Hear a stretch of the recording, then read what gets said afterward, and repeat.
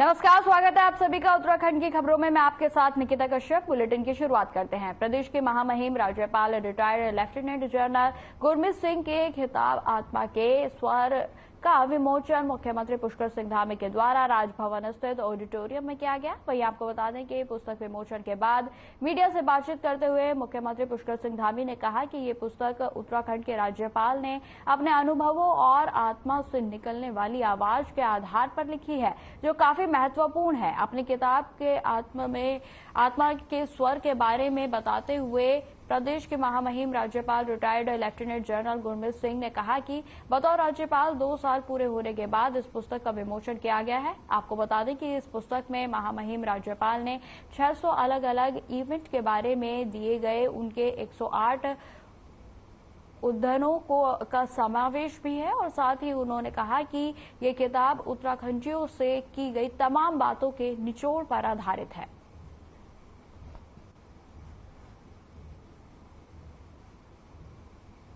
भाई आज माननीय राज्यपाल महोदय ने अपने आत्मा से जो उनके स्वर निकले, जो आत्मा की आवाज़ निकली और उनके 40 साल का सेना का अनुभव, जो सेना में उन्होंने सेवा करी, पूरे देश के अंदर, देश की सीमाओं पर, विदेशों में भी भारत की सेना के लिए उन्होंने अपनी सेवाएं दी और उसके बाद पिछले 2 साल से उत्तराखंड के अंदर सुदूरवर्ती क्षेत्रों में वो गए, अनेकों कार्यक्रमों में सम्मिलित हुए, अनेक अनुभव उनको मिले और उन्होंने उन सभी को एक पुस्तक में पिरोया, उनका संकलन किया। निश्चित रूप से ये संकलन हमारे राज्य के लिए और मेरे लिए भी विशेष रूप से प्रेरणा का काम करेंगे, पाथेय का काम करेंगे। ये बहुत सौभाग्य है कि 2 वर्ष कार्यकाल पूरा करने के पश्चात भी ये पुस्तक का आज विमोचन माननीय मुख्यमंत्री जी के हाथों से हुआ है। इस पुस्तक का नाम आत्मा के स्वर रखा है। 2 साल में तकरीबन 600 से अधिक इवेंट्स को अटेंड करने के पश्चात में वहां पर हर एक उत्तराखंडी से जो बात की है उसका निचोड़ है और 108 जो उद्बोधन है उनको इस पुस्तक में पिरोया गया है। मुझे ऐसा लगता है कि हर एक उद्बोधन में जो एक आत्मिक संबंध बना हर एक उत्तराखंडी के साथ में, जो प्रभु ने एक अवसर दिया कि जो मिशन है हमारा, जो एज ए गवर्नर मैंने 5 मिशन बनाए थे और जो प्रभु का आदेश रहा है उसको किस प्रकार मैं हर एक के सामने पहुंचाऊं।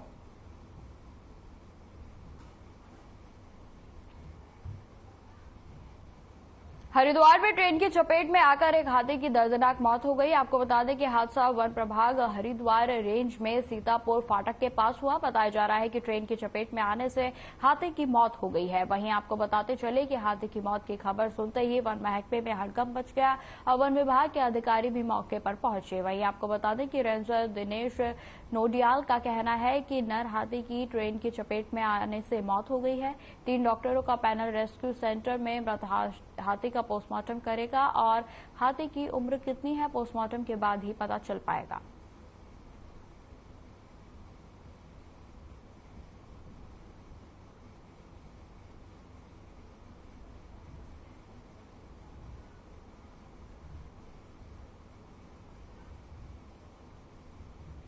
राजधानी देहरादून में जमीनों के फर्जीवाड़े के मामले में जो है वो थमने का नाम नहीं ले रहे हैं और आए दिन जिला अधिकारी सोनिका को जमीनी फर्जीवाड़े से संबंधित कई शिकायतें भी मिल रही हैं।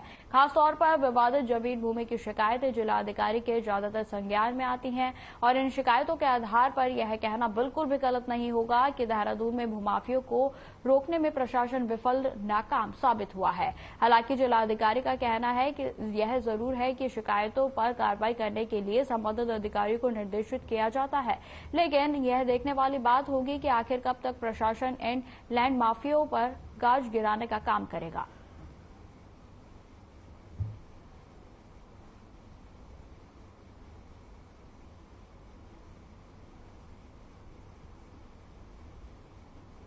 जैसे मैंने बताया कि पहले से ही लैंड में 2-3 कैटेगरी हैं, अलग अलग तरह की शिकायतें आती हैं। एक तो जो हो गया फर्जीवाड़ा हो, वो तो एक अलग जांच हमारी चल रही है। इसके अलावा इम्पर्सोनिफिकेशन की आती है कि लैंड किसी और की, किसी और ने आके यहाँ पे रजिस्ट्री करा दी, जिसे आज एक शिकायत इसकी आई। ये हो गया इम्पर्सोनिफिकेशन का। एक हो गया कि किसी ने लैंड दे दी लेकिन वहाँ पे लैंड है ही नहीं, उसका कब्जा नहीं है। अब वो कब्जा लेने के लिए यहाँ पे आते हैं कि कहाँ हमारी लैंड है। तो इस तरह की अलग अलग कैटेगरीज हैं और इन सब में कहीं ना कहीं फर्जीवाड़ा है कि किस तरह से लैंड बेची गई और फिर कब्जा क्यों नहीं मिला करके। तो हम अलग अलग तरह से अपने एसडीएम से और हमारे तहसील ऑफिस और रजिस्ट्रार ऑफिस इनको देखता है और कोशिश करता है कि मैक्सिमम जो सहूलियत है लोगों को मिले।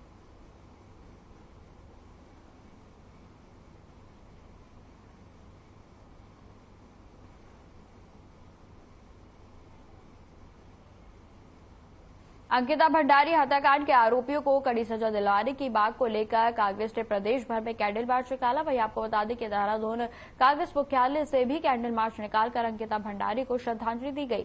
कांग्रेस का आरोप है कि सरकार अंकिता भंडारी केस में ढिलाई बरत रही है। सरकार को बताना चाहिए कि आखिर वो वीआईपी कौन है। कांग्रेस का ये भी कहना है कि पेशी पर आए आरोपियों के हाव भाव को देखकर लगता है कि उन्हें जेल में सभी तरह की सुविधाएं मुहैया कराई जा रही है। कांग्रेस संगठन के प्रदेश उपाध्यक्ष मथुरा दत्त जोशी का कहना है कि उत्तराखंड में जिस तरह से महिला उत्पीड़न के मामले बढ़ रहे हैं, सरकार को कड़े कदम उठाने चाहिए।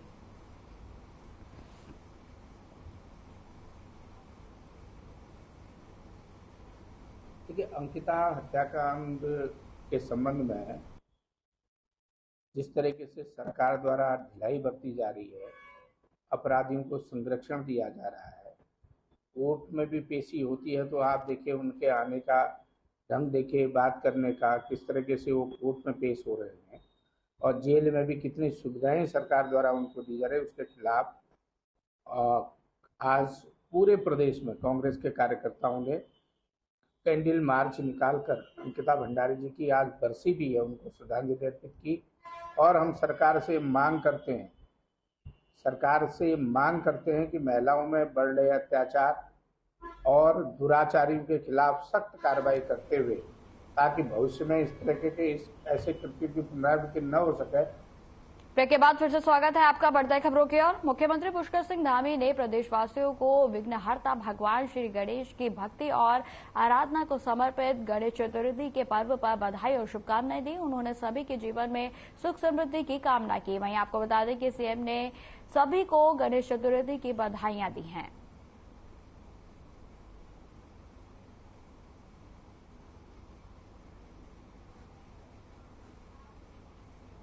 उत्तराखंड का यूसीसी कानून पूरे देश में के लिए नजर साबित होने जा रहा है। आपको बता दें कि धामी के धर्मांतरण और नकल विरोधी कानून से प्रभावित होकर कई बीजेपी शासित राज्य इसे अपने राज्य में भी लागू करने जा रहे हैं। वहीं यूसीसी लागू करने वाला उत्तराखंड पहला राज्य बनने जा रहा है। वहीं आपको बता दें कि इस मामले में भी धामी से बीजेपी राज वाले सीएम के काफी प्रभावित हैं और कुल मिलाकर धामी की ईमानदारी और मिस्टर क्लीन, सख्त प्रशासक, भ्रष्टाचार पर जीरो टॉलरेंस, जनता के सीधे जुड़ाव और जनता के मुख्य सेवक की छवि बीजेपी को चुनावों में काफी फायदा पहुंचा सकती है। इसलिए पीएम नरेंद्र मोदी और पार्टी के आला कमान चुनावी राज्यों में उत्तराखंड के सीएम पुष्कर सिंह धामी का प्रचार में अधिकतम उपयोग कर यहां संदेश देना चाहते हैं कि सत्ता में आने पर या सत्ता बरकरार रहने पर जनता को उसी सुशासन का अनुभव होगा जैसे उत्तराखंड की जनता को धामी राज में हो रहा है। मध्य प्रदेश और राजस्थान में विधानसभा चुनाव के मद्देनजर बीजेपी ने अपनी तैयारियों को अंजाम देना भी शुरू कर दिया है और इसी कड़ी में उत्तराखंड के मुख्यमंत्री पुष्कर सिंह धामी का आगामी 2 दिनों तक इन चुनावी राज्यों में दौरा प्रस्तावित किया गया है। तो आपको बता दें कि जिस तरीके से इस समय उत्तराखंड में धामी सरकार चल रही है, जो बेहद ही सराहनीय कार्य भी कर रही है और जिसको मद्देनजर रखते हुए आगामी चुनावों में जो कि मध्य प्रदेश और अन्य जगहों पर होने वाले हैं, वहां पर सीएम पुष्कर सिंह धामी के कार्य को देखते हुए पार्टी की ओर से निर्णय लिया गया है कि आगामी राज्यों में सीएम पुष्कर सिंह धामी को भेजा जाएगा। वहीं आपको बता दें कि मध्य प्रदेश में उनका 2 दिवसीय दौरा रहने वाला है, जहां पर वह कई जनसभाओं को संबोधित करेंगे और सीधा जनता से संवाद भी करेंगे। आपको बता दें कि प्रदेश में यूसीसी भी काफी जो है चर्चा का विषय बना हुआ है और कहीं जो राज्य जहां पर बीजेपी शासित राज्य हैं वहां पर भी यूसीसी को जल्द से जल्द लागू करने के लिए सरकारों की ओर से पहल की जा रही है। वही आपको बताते चले कि उत्तराखंड ऐसा पहला राज्य है जहां पर यूसीसी लागू होगा।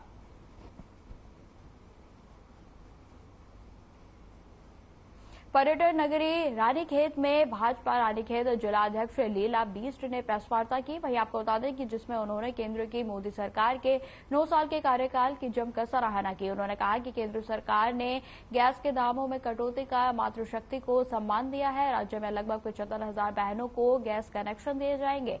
वहीं पीएम नरेंद्र मोदी जब से पीएम का दायित्व संभाल रहे हैं तब से उत्तराखंड में विकास कार्य तेजी से हो रहे हैं। उन्होंने समाज के गरीब, असहाय, पिछड़े आदिवासी वर्ग के लोगों के लिए कई जन कल्याणकारी योजनाओं का भी प्रारंभ किया है।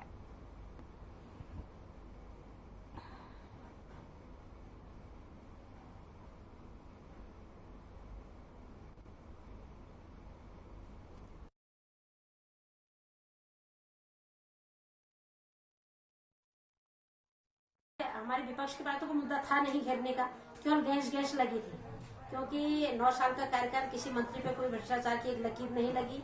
देश में इतने बड़े बड़े फैसले और आम गरीब के जीवन स्तर को सुधारने के लिए बहुत सारी योजनाएं बनी है। आम जनता खुश है, भारतवर्ष का प्रत्येक नागरिक खुश है। और जहाँ पर गैस की इसकी बात है कि मातृशक्ति को सम्मान देना, गैस के दाम कम हो गए हैं और अभी तो 75 लाख नए गैस कनेक्शन मिल रहे हैं निःशुल्क। बहुत बड़ा टारगेट है। मातृशक्ति सम्मान देने का, आवास दे दिए, शौचालय दे दिए, मातृशक्ति का तो सम्मान है। और राशन कार्डों में महिला मुखिया बनाकर फ्री में राशन दिया जा रहा है। 4 साल हो गए लगातार गरीब के घर राशन से भरे हैं। कब हुआ ऐसा? न भूतो न भविष्यति। ब्रेक के बाद एक बार फिर से स्वागत है आपका। बढ़ते हैं खबरों की ओर। अंकिता भंडारी हत्याकांड को आज 1 साल पूरा हो चुका है। जहां हत्याकांड को 1 साल पूरा होने पर कांग्रेस पार्टी की तरफ से गुर्जर में श्रद्धांजलि दी गई और कैंडल मार्च निकालकर विरोध प्रदर्शन भी किया गया।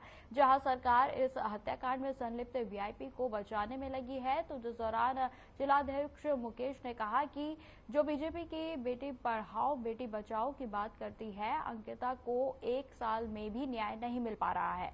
साथ ही अंकिता हत्याकांड की सीबीआई जांच की भी मांग की गई।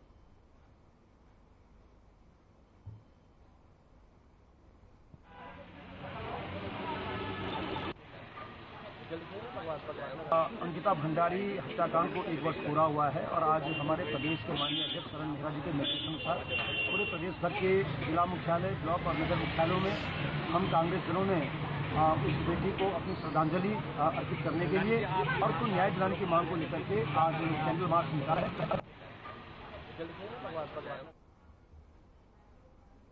फिलहाल इस बुलेटिन में इतना ही। खबरों की और भी जानकारी के लिए बने रहे हमारे साथ। नमस्कार।